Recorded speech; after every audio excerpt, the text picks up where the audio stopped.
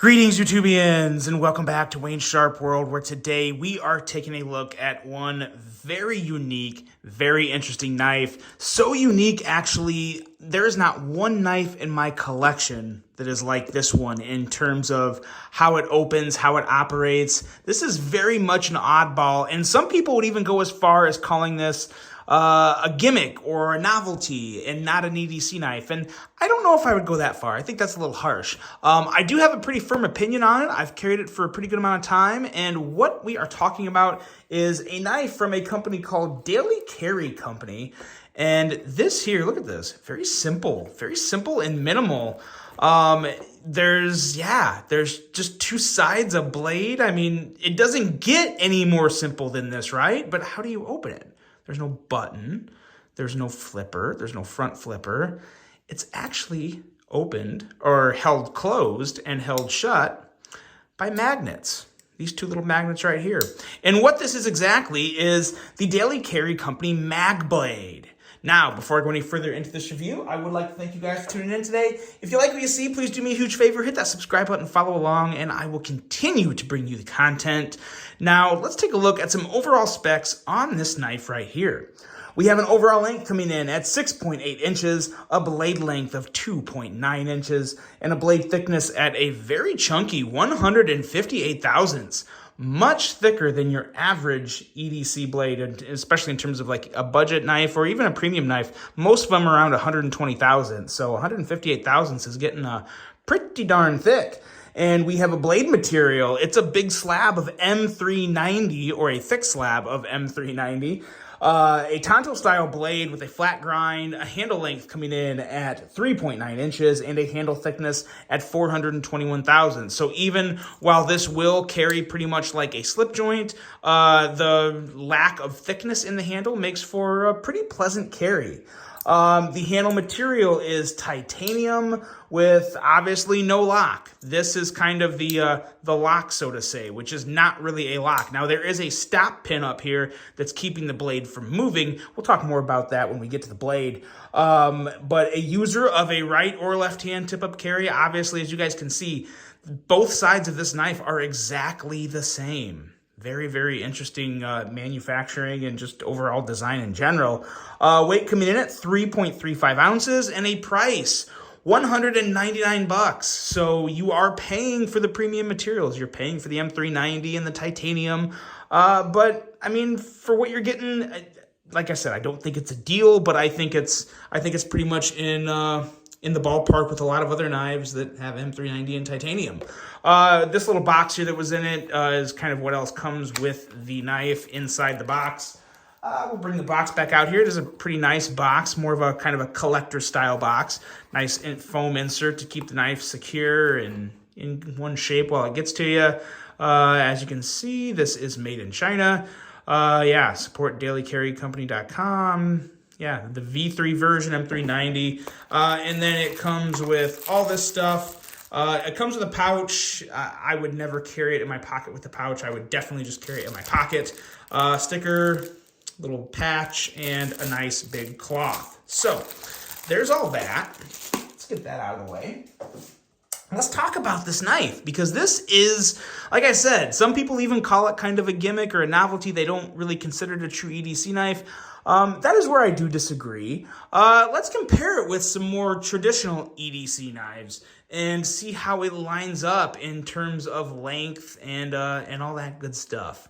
Let's bring out some that everybody know here. A couple of really good comparisons is the NAFSCO Lander, which is actually a lot smaller than I thought it'd be. Usually when I get size comparison knives, I don't even really look at them side to side with the knife. I just I have a ridiculous amount of knives to my right here, and I just kind of grab some that I think would look long enough, and that's obviously not very long. Here is the Pena Apache, which is a little better. But as you can see, it's still noticeably bigger than both of these knives. But I have a couple other ones here that I think are going to be a much better comparison. Let's get these out of the way, and let's bring out the Kaiser Hiccup. There we go. That's a little better. As well as this guy here, the Civivi Cubit. So that's much more, I think, along the same lines in terms of length. Obviously, you have a slightly thicker and a much rounder handle, but I think that'll pretty much do what it needs to do for everyone in terms of just what we're looking at here in terms of size, width, thickness, length, all that good stuff. And now let's talk about this and just why I really do think this is a completely viable EDC for the right person. Now, keep in mind, there's going to be a lot of people that use their knives really hard that this probably isn't for. This is definitely, in my opinion, more of a casual, kind of a lighter use EDC knife. But if you're just needing it to open boxes, open letters, open bags of food, as long as you're not going to beat the living hell out of it and use it to where you're really just wrenching on stuff with your knife, this is a completely viable candidate if you like what this is about. And the blade here is actually a really nice blade, and the Tanto has a lot of good things about it that can make it very useful for EDC tasks. You have two edges, you have two tips. So it's really good for the package opening, for the scraping if you need to, and then just the regular cuts, the draw cuts. A lot of versatility in a Tanto blade. The edge here, we're coming in at 19 thousandths behind the edge, which is a nice thin edge. The only problem with that is, like I said before, 158 thousandths thick stock. The edge thickens up pretty quick. So while it does come to a thin edge, it doesn't stay thin for long. So I wouldn't say it's the sliceiest cutting geometry in the world, but it does still have a very sharp edge. I wouldn't call this a slicey blade, but I would call it more of an efficient average cutter. And again, if you're just using it for regular EDC tasks, you're not doing anything too special, it's probably going to be okay for you.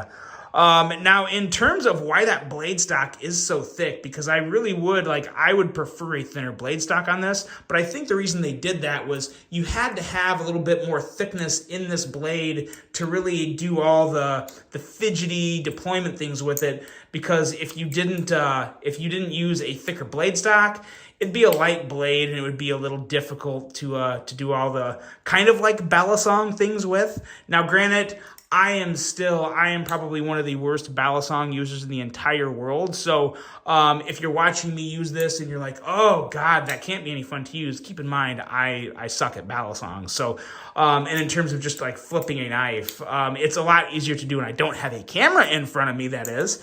But yeah, you can get comfortable with it. And there is a unique fidget element to this.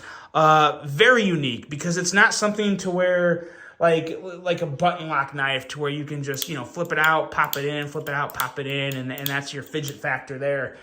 This is more of kind of just definitely more of a balisong style thing, but with the magnets, it adds a different level of getting used to, I guess is just the right word. But I really do think it's a safe knife. There's a lot of people would probably worry about the handle opening up on you when you're carrying it. I don't think that's going to happen. Before I get into that, though, the only other thing I need to mention about the blade is there is a little bit of blade play, and you can probably hear it.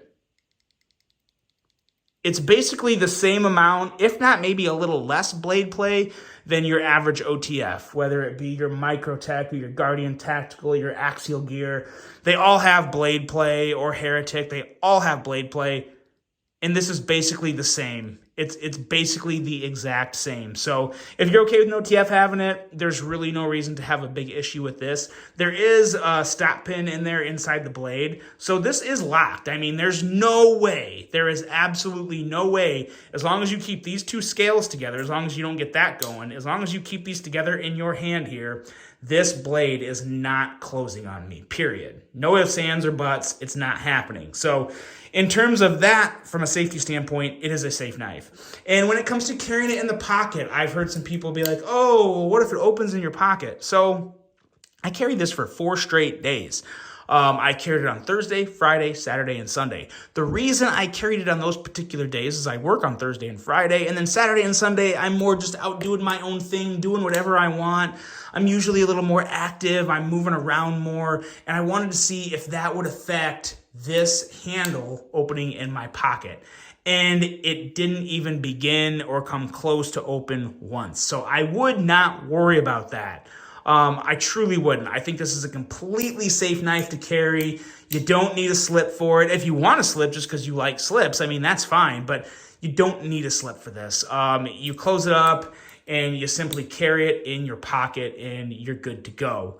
And when it comes to like the risk of cutting yourself when you're opening it, there's really not a lot of risk. I mean, yeah, there is a risk because it's a sharp object, but for as little of an experience as I have with a balisong, and I didn't even come remotely close to cutting myself once so far since I've had this. So far may be the key word there, but I've had it now for over a week and I've messed around with it pretty much every day, whether I was carrying it, showing it to people, or if I was just sitting at home watching football on the weekend and just, trying to just get comfortable with it and seeing how good and how crazy I could get with it. So yeah, in terms of all that, there's no real concern. The handle itself, it actually feels really good in the hand. It's very neutral. It's literally probably as neutral as you can get, which isn't really a bad thing. I find neutral handles to be very comfortable. I would much rather have a neutral handle than some wildly curvy handle that doesn't fit my hand. A neutral handle is pretty much always going to fit your hand unless it's just too small. And as you can see, this is a full 4-finger grip, pretty much however I hold it. So no real issues in the ergo department. The whole magnet thing is very different for me. It took a while to get used to, but I think it's pretty cool. Obviously I wouldn't have a lot of knives like these in my collection, but it is really cool to have one because it is just another unique piece that does have a nice high fidget factor to it. And the action is what it is. The action is actually very smooth. So it's running on bearings. You got bearings up here on the blade. So yeah, the action itself is incredibly smooth. You just have to get comfortable with the magnets playing their role in closing the handle, keeping them closed, and just how you want to deploy the blade. But yeah, it's fun. It really is fun. The $200, the value is in the eye of the beholder. So if this is something that you like the way it looks and you find it very interesting, I don't think it's a crazy price. I think it's pretty fair given the market and given where everything else is at. And as for the knife itself, I definitely find this to be a completely legit EDC option.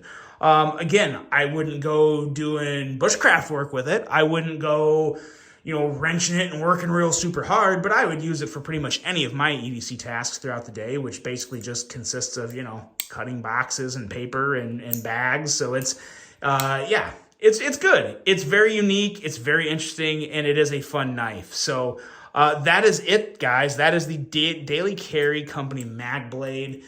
Let me know what you think of this. I find it very satisfying in terms of just the